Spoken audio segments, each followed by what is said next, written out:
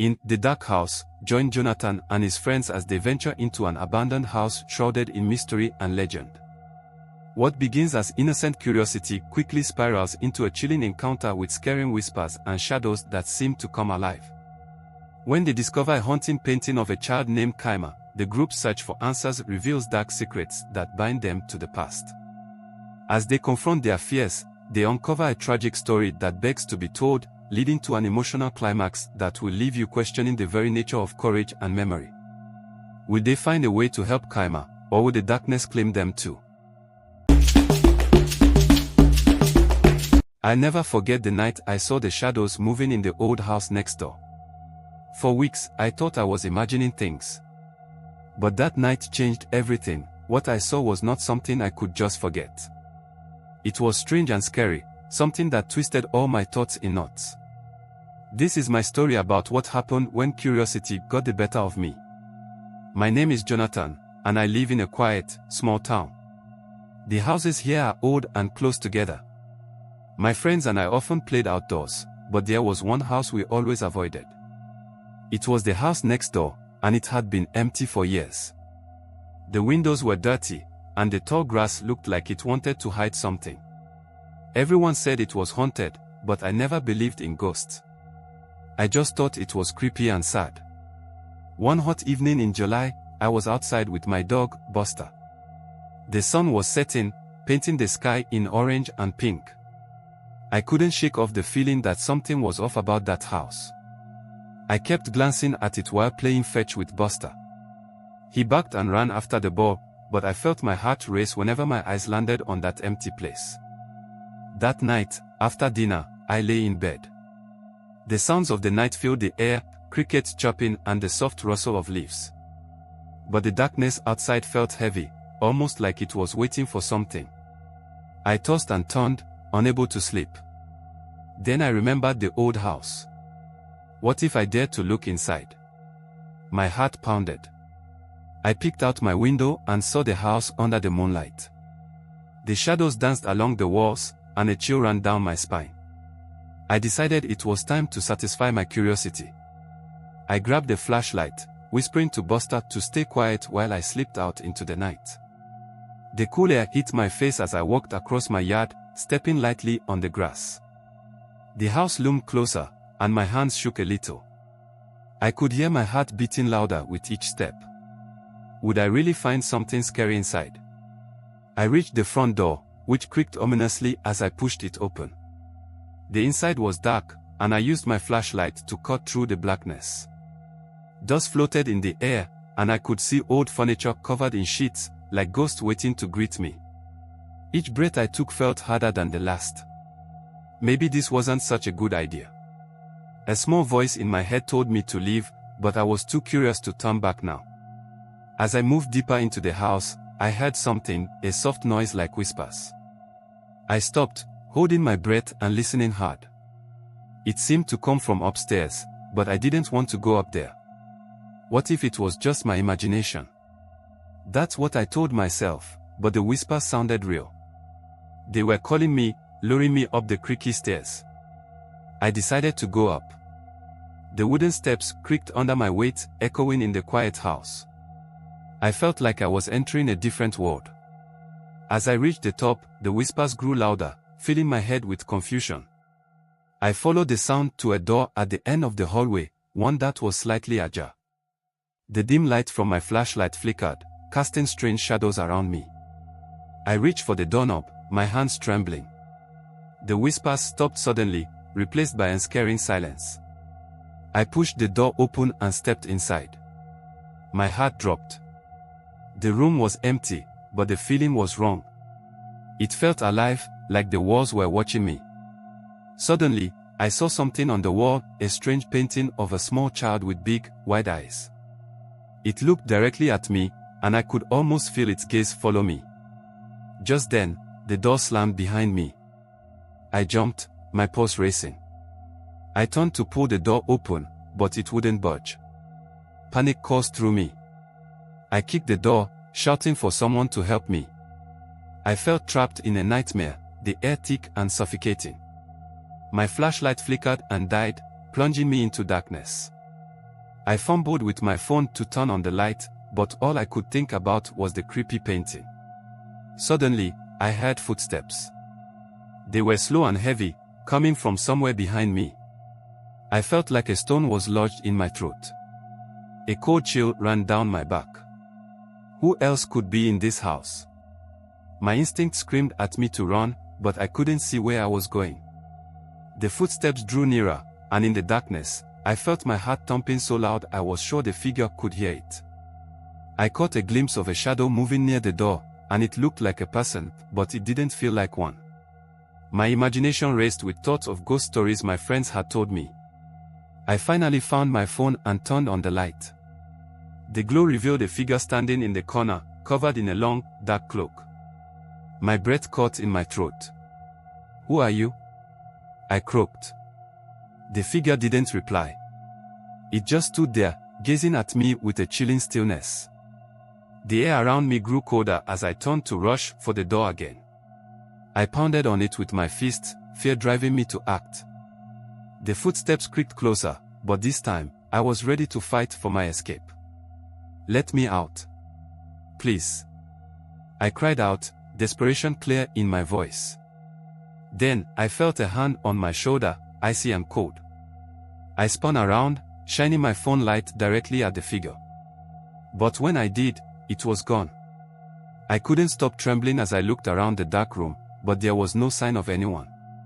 I dashed back to the door, pulling on the handle with all my strength, and finally, it gave way. I burst out of the room and rushed back down the stairs, my mind racing. The whispers had returned, swirling around me like a storm. I ran through the first floor, finding my way back to the entrance as the shadows seemed to reach out for me. The darkness behind me felt alive, pushing me forward, 1,000 eyes watching my every move. I flung the front door open and stumbled out into the cool night air. I took a moment to breathe, the relief mixing with disbelief.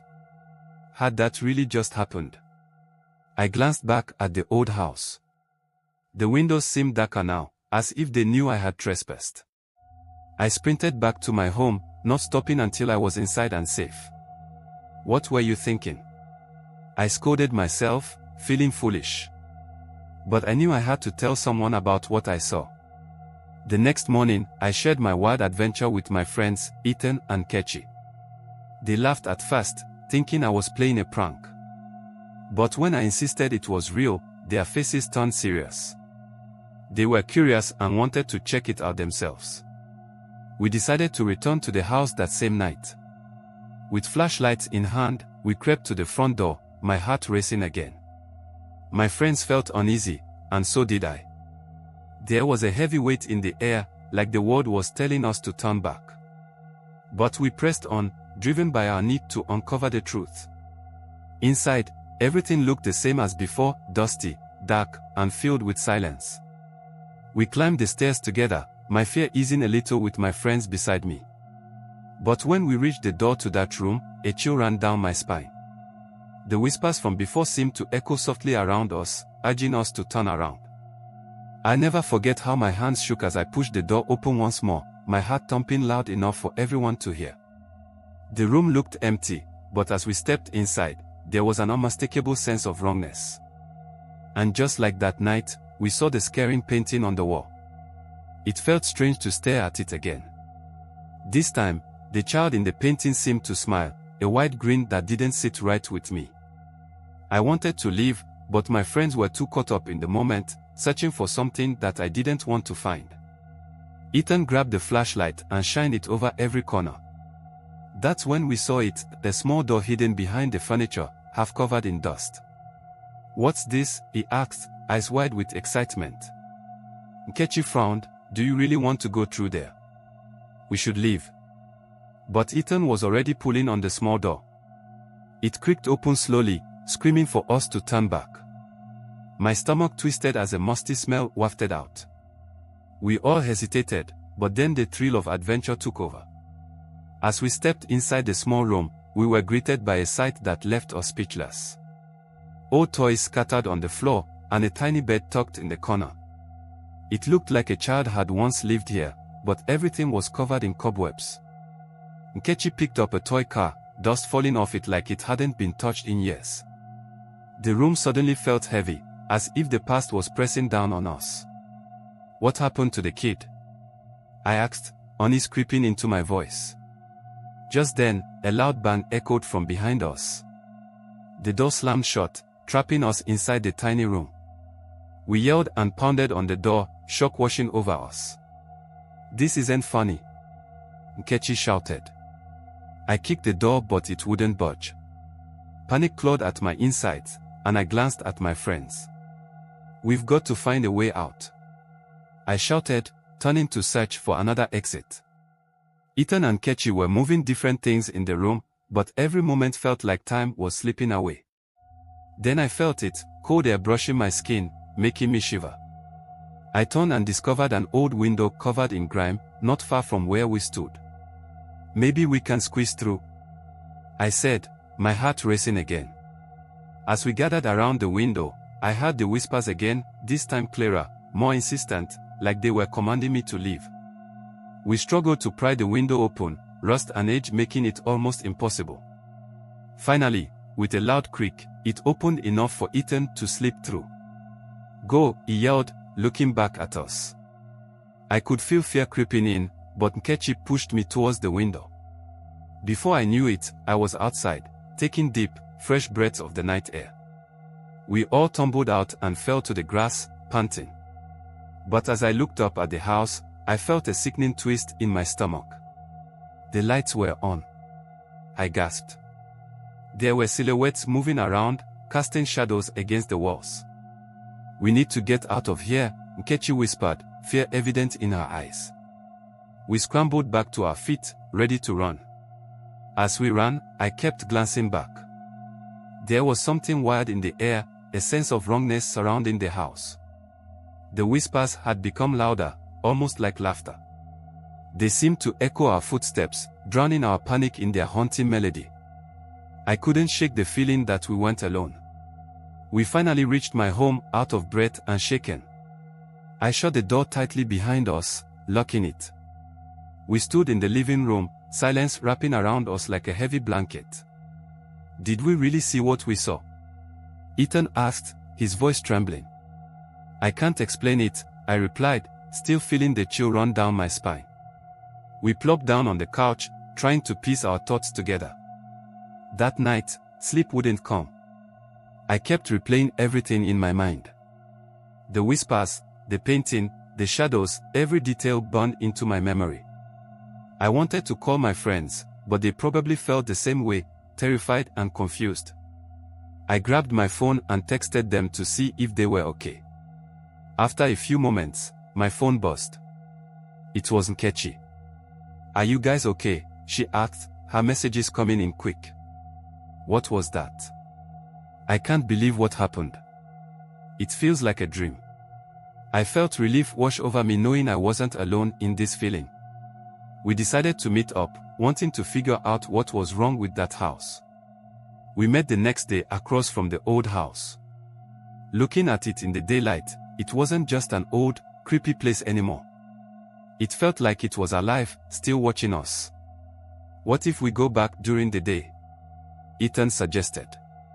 "Maybe we'll find something that explains everything." I couldn't help but shudder at the thought, but I nodded anyway. Later that afternoon, curiosity got the better of us. I led the way back to the house, but this time, the atmosphere was different. The friendly sunlight didn't seem to warm us. Buster, my dog, growled lowly beside me, sensing the strange energy around the old place.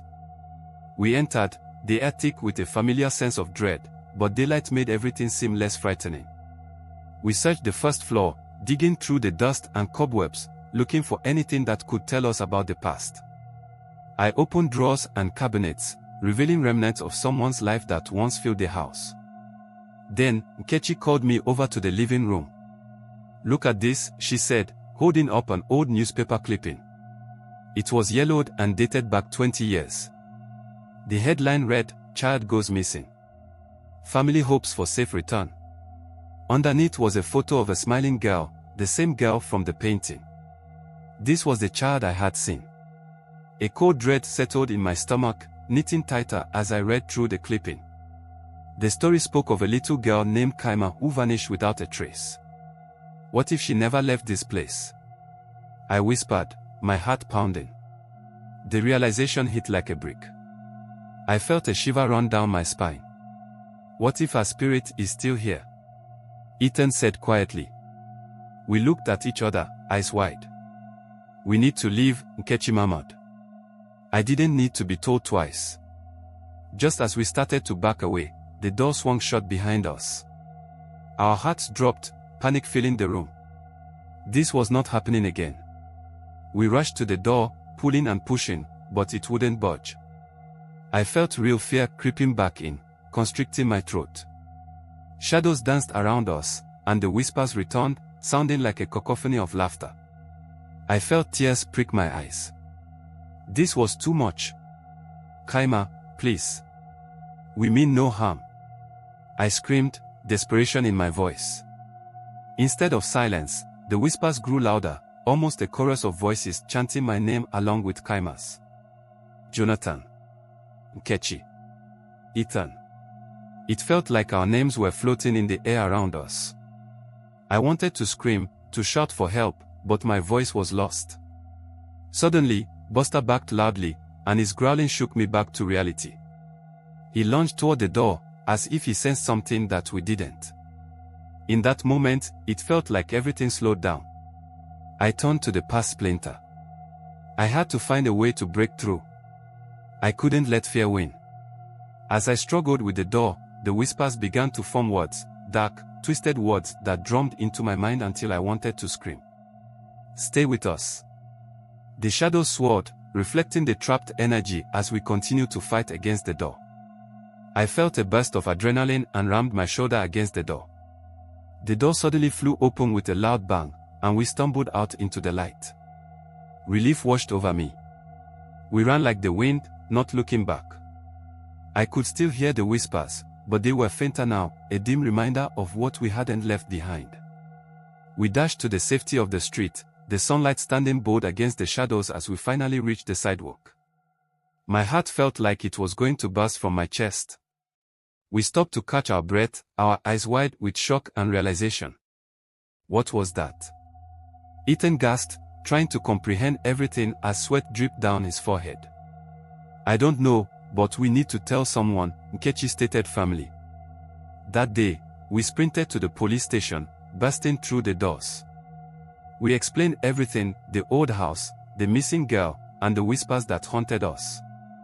The officer raised an eyebrow but listened carefully. After we finished sharing our story, he nodded, taking notes. We've received reports about that house for years, he replied. People have gone in, and some have never come back out. My heart raced. What do you mean? I asked, unable to grasp the severity of it all. There's been talk about a curse. People who enter often hear strange sounds and report seeing things that shouldn't be there. My blood ran cold. Had I just walked into something far worse than I could ever understand? The officer called in another unit to check the house. The thought of them going back there sent a wave of dread through me. What if they don't come back? I whispered, feeling the weight of our actions crush down on me. Hours felt like a lifetime as we waited. Then, finally, the officers returned. They said they found nothing unusual but suggested it was likely best to avoid the place. My heart sank. It felt like they didn't believe us, but their expressions told a different story, hanging heavy over the air. Days went by, and everything felt heavier. The chill in my bones refused to leave. I couldn't forget what had happened, what we saw, what I heard. What if Kaima was still out there, trapped in that house? I started having nightmares, Kaima's wide eyes staring at me in the dark. I woke up screaming, drenched in sweat, with Buster barking beside my bed. One night, I decided to call Ethan and Nkechi to come over. I needed to talk about everything, we needed to figure this out. They arrived, looking just as exhausted. We gathered in my living room, a sense of understanding lurking between us. What do you think we should do? I asked hesitantly, glancing between my friends. Nkechi sighed deeply. I think we should go back, one last time, she said, her voice shaky. I felt my heart panic. Are you crazy? After everything that happened? Ethan shouted, but Nkechi held her ground. We owe it to Kaima. If she's still there, then we have to help her. I felt torn. Help her. I repeated.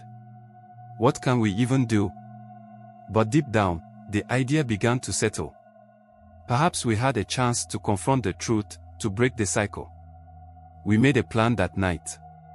We would go back the next evening, making sure to be extra prepared in case anything went wrong. We returned to the house under the cover of darkness once more. This time, we brought everything we could think of: flashlights, a first aid kit, and even a rope in case we needed to escape. The air was thick with tension as we stepped inside, the familiar creaks echoing off the walls. As before, the shadows seemed to move, playing tricks on our minds.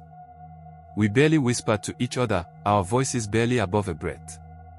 We decided to go straight for the little room where it all began, hoping to find a clue or something that would lead us to understand what had happened to Kaima. When we reached the door, I felt something strange, like I was pushing against an invisible force. Hesitantly, I opened the door, revealing the dim, dusty room. The painting still hung there, the child's gaze locked on us, just as before. Look. Nkechi pointed at the floor, and I noticed something glittering near the base of the wall. I knelt down, my heart racing. It was a locket, old and tarnished, but when I opened it, it revealed a small picture of Kaima. I felt a rush of emotions flood over me. Maybe this is hers, I said softly, holding the locket carefully. It felt like I had found a missing piece of a puzzle. Suddenly, the whispers grew frantic, echoing around us, and the shadows deepened as if alive. Get out. Get out. They clawed at our sanity, pushing us to flee. We felt the walls close in, suffocating us with their energy. I turned to my friends, panic rising. We need to leave now. But as we rushed toward the door, it slammed shut again, this time with a force that felt intentional. What is happening? Ethan shouted, grasping the handle desperately. I felt the pressure rising, and I stomped at the door, yelling for it to open. The echoes of our voices mingled with the whispers in a terrifying symphony. I turned back to the room, my mind racing for options. We had to find another way out. Scaling up to the window threw my mind into overdrive. Buster backed wildly, and I could see the problem: we needed hope. I reached for the locket again, the weight of it pulling me down as I took in its history. Thinking quickly, I noticed a nearby wooden shelf that was haphazardly propped against the wall. We can climb, I shouted, with mounting determination. Before I could think twice, I surged forward, jumping up to reach the shelf. I felt a hot touch beside me. Like fingers brushing my skin, an urge to stop gripped me. Just as I climbed, a heavy weight crashed down behind me. I could hear the whispers turning into shrieks, fueling my panic to a boiling point. Hurry! Nkechi yelled, her voice rising above the chaos. I didn't think, I just climbed, pulling myself up and out of the window like it was my only hope. As I wriggled through, stumbling onto the grass, Ethan and Nkechi followed suit, desperate to escape the curtain of darkness enveloping us. We ran until we reached the safety of the street. The night air was fresh and cool, but all I could feel was the weight of our narrow escape. What was that? Ethan panted, looking back at the house, which now seemed more ominous than ever. It was quiet now, like the house was holding its breath. We need to tell someone, I said, heart still racing. The weight of what we experienced was too much. We marched back toward the police station, adrenaline still buzzing through our veins, the locket tucked tightly in my pocket. When we arrived, we told our story again, emphasizing the shrieks and the shadows. This time, the officers listened more carefully. They exchanged concerned glances, murmuring among themselves. After a while, the same officer from before leaned in closer. This is serious, he said sternly. There have been sightings near that house. I felt chills down my spine. Sightings of what? I asked, my voice barely above a whisper. Some say they've seen a girl in a white dress roaming outside, he said quietly. Every time someone tries to investigate, the darkness seems to pull them in. We need to send a team out there tonight. We watched as the officers prepared to head back to the house, this time more equipped than before. I wanted to warn them, to tell them everything that had happened tonight, but the words wouldn't come out. Standing there felt wrong. My breath caught in my throat, a swirling storm of emotions taking over. After a long wait, they came back, but their faces looked pale and drawn. What happened? I asked nervously. One officer shook his head slowly. Nothing. It was empty. My heart dropped. But what about the girl? What about the whispers? But they just stared, unsure how to respond. Desperation gripped me, unraveling everything I thought I understood. Had we imagined it all? Were the echoes of Kaima nothing but tricks of our minds? I felt lost, tethered to shadows without a form, unsure if the darkness would consume us again. As I walked home, I kept the locket close. It felt important now, a reminder of the girl who lost everything. Kaima, I whispered, feeling the cool metal against my skin. I won't forget you. The house behind me stood silent, a warning I would never ignore. I would do everything in my power to remember her. Weeks passed, and life continued in our little town, but that house still stood abandoned. I could never approach it again, left haunted by the whispers and shadows. The thought tugged at me, a constant reminder that some mysteries are better left unsolved.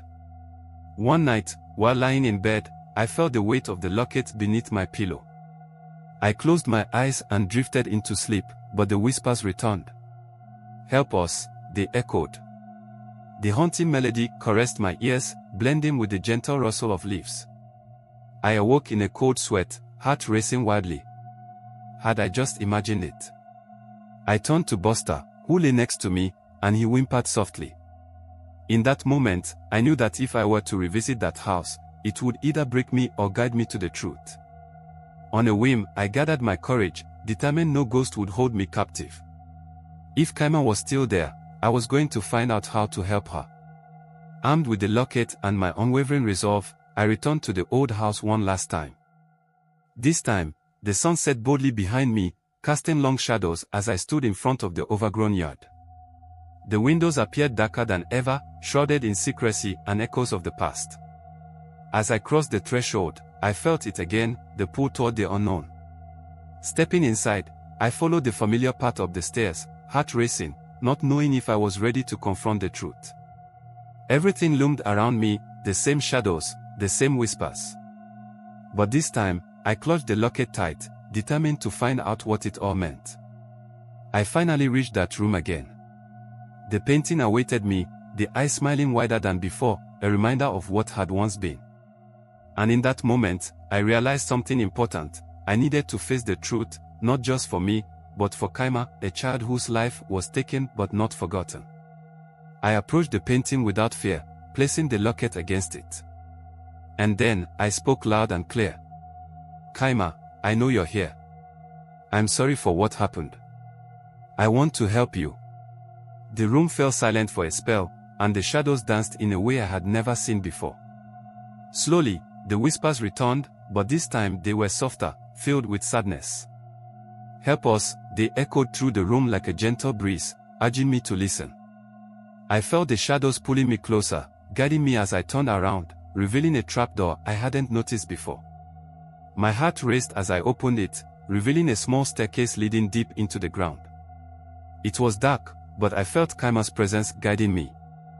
I hesitated for just a moment, but with each step I took, a sense of warmth enveloped me. Deep below the house, I found myself in a small chamber. In the center lay old toys and remnants of a childhood long gone. I knelt and whispered, I won't let you be forgotten, Kaima. And in that moment, the air shifted. I felt tears of memory mingling with my own, an exchange of sorrow that no one else could see. Suddenly, color swirled around me as if the memories of the girl surged forth. I could see glimpses of her laughter, her joy, and her love. It was all alive within this special place, and it struck me how lonely she must have felt. "You are not alone anymore," I promised, my voice steady. As I held the locket tightly, the shadows began to retreat, and I understood that Kaima was ready to be free. The weight of sadness lifted from my heart, replaced with the warmth of hope. Perhaps this house wasn't just a prison, it could become a sanctuary for what once was. I climbed back up the stairs, stepping into the light once more. The heavy shadows held no power over me any longer. I felt lighter, as if a burden had been lifted. As I turned one last time to look at the house, I smiled. I wouldn't forget Kaima, nor would I allow her story to fade into silence. With my heart full of purpose, I walked away, ready to spread the memory of a girl who only wanted to play. I would share her story, bringing light where there was once only darkness. As I stepped onto the sidewalk, I realized that nothing could ever keep me from my promises, neither fear nor the whispers. Every step away from that house was a step toward healing. I turned that haunting into hope. And with Buster by my side, I knew that together, we would keep Kaima's story alive, remembering how even the shadows hold their secrets, a secret that made me who I was, a keeper of memories, not just a witness of shadows. My friends would always be by my side too. We would make a pact, a promise never to forget what we found and how we found it. Because sometimes, it takes facing the darkness to truly cherish the light. And with memories tucked inside our hearts, we would keep pushing forward, stronger than ever before. As we walked home together, the whispers and shadows slowly faded into the past. This was just the beginning for us, and as much as I feared it, I felt ready for whatever came next. The old house still stood alive with memories, but now I felt at peace with it. Kaima's light would forever shine in my heart. And that night, I slept soundly, knowing that I had done something meaningful. Though I might never fully understand the mystery of the shadows, one thing was clear: if you embrace the fears deep inside, you might just find something beautiful waiting to be discovered. The shadows wouldn't haunt my dreams any longer, they were merely a reminder that some stories need to be shared, and the darkness does not define who we are. The end. If you enjoyed this story, please like the video to show your appreciation for the content. Comment below what you learned from the story or what you thought of it. Subscribe to the channel for more enchanting stories, just like this one. Help us share the magic. Share this video with your friends and family who love a good tale. Ask your friends to share it with their friends, and let's spread the joy of storytelling together. Thanks for watching.